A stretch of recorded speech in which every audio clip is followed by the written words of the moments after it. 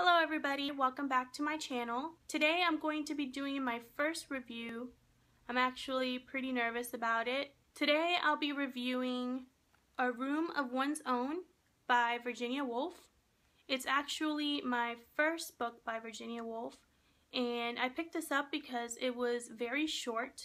It's about 112 pages. So it was going to be a quick read for me, and I thought if I wanted a good introduction to Virginia Woolf, why not read something that's gotten great reviews and is also short. And I have to say I really enjoyed it.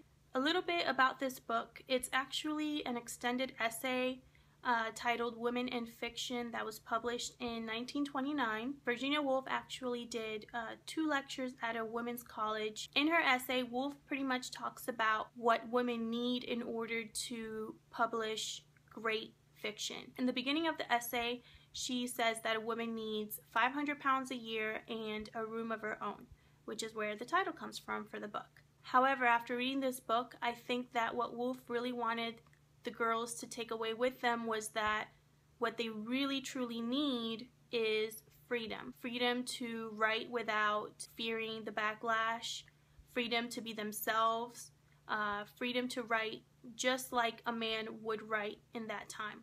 What I enjoyed the most about her writing is how sassy she is. She made a really valid point in the beginning of the essay, or towards the beginning of the essay, where she talks about how men feel the need to pronounce their superiority and convince us of their superiority because in fact they are scared of what we are really capable of as women. I can just imagine these ladies hearing this lecture and reading these essays at the time and being like, oh my god, how is she getting away with saying all this? And I love that. I love that whole sassy, confident, no holds barred writing that she brings to this essay. It's very brave and I respect her for it. In the essay, Virginia is pretty much narrating her journey as she searches for women in fiction and what it means. She goes back to like old books written by men and tries to find where women are mentioned. She tries to find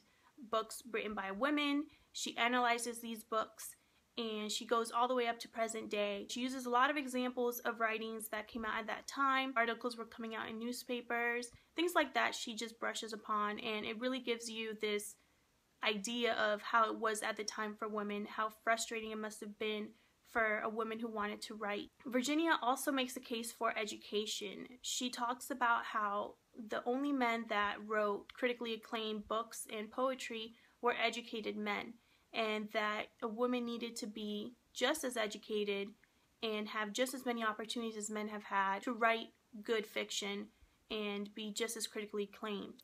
One thing I took out of this book is how Virginia talks about women before her who wrote novels. She mentions Jane Austen and the Bronte sisters, and she pretty much explains how they went against the grain. They were brave in writing what they wanted to write.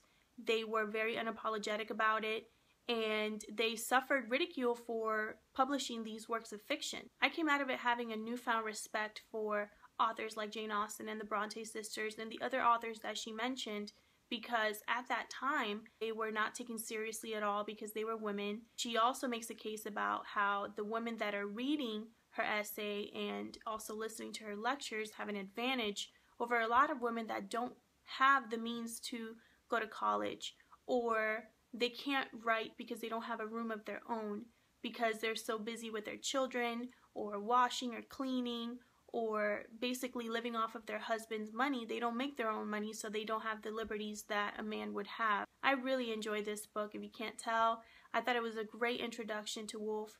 It makes me want to read more of her writing because in this essay she's kind of dissecting the fiction that she's read up to that point, and she's presenting what she feels a woman should write and how fiction should be written. So I'm very curious to see how she would tackle fiction. I already have Mrs. Dalloway on my list, but I know she's written other things, so if you've read anything of hers that has really stuck with you or you really enjoyed, please let me know in the comments. So that was my first book review. Let me know what you thought about it. Let me know if you have any tips on reviewing books. I would love to hear. I'm open to anything because it's my first review, so I do realize that there's, things I can improve on or things I can add to it, so I would love to hear that too. Thanks so much for watching, and I'll see you guys next time.